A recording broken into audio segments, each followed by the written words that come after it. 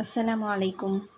சுலைமான் இப்னு Yasser ரஹ்மத்துல்லாஹி அவங்க எப்படி இரையச்சமாக இருந்தாங்க அப்படின்றத நம்ம இந்த வீடியோவில் கேட்போம்.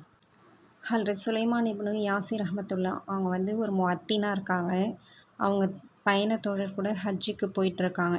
காட்டு வழியில் போயிட்டுருக்கும்போது நைட் டைம் ஆனதுனால ஒரு இடத்துல தங்குறாங்க. அப்போ கூடாரம் போட்டு தங்கிடுறாங்க. கூட இருந்த பயணத்தோழர்லாம் ஏதோ ஒரு வேலையாக வெளியில் போயிட்டாங்க. அப்போ சுலைமான் இப்னு யாசிர் ரஹ்மத்துல்லா அவங்க மட்டும் கூடாரத்தில் தனியாக தங்கியிருக்காங்க.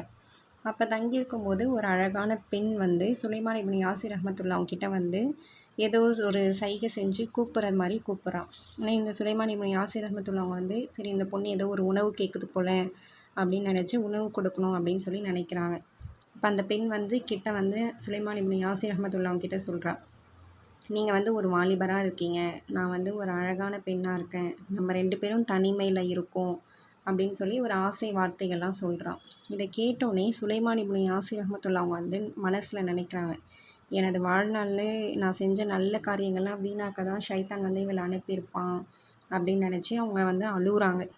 எந்த அளவுக்கு அவங்க அழுதாங்கன்னா அந்த பெண்ணே வெட்கத்தால் கூனி குறுகி அந்த இடத்த விட்டு ஓடுற அளவுக்கு இந்த சுலைமான் இப்னு யாசிர் ரஹ்மத்துல்லா அவங்க வந்து அழுதாங்க. அவங்க வந்து அல்லாஹ்வுக்கு நன்றி செலுத்தினாங்க. இந்த சம்பவத்து மூலயமா அல்லாஹ்வுடைய அச்சம் நம்மக்கிட்ட இருந்தால் ஷைத்தான் வந்து நம்மளை எந்த ரூபத்துலையும் கெடுக்க முடியாது அப்படின்றத இன்ஷால்லா நம்ம புரிஞ்சுக்கணும்.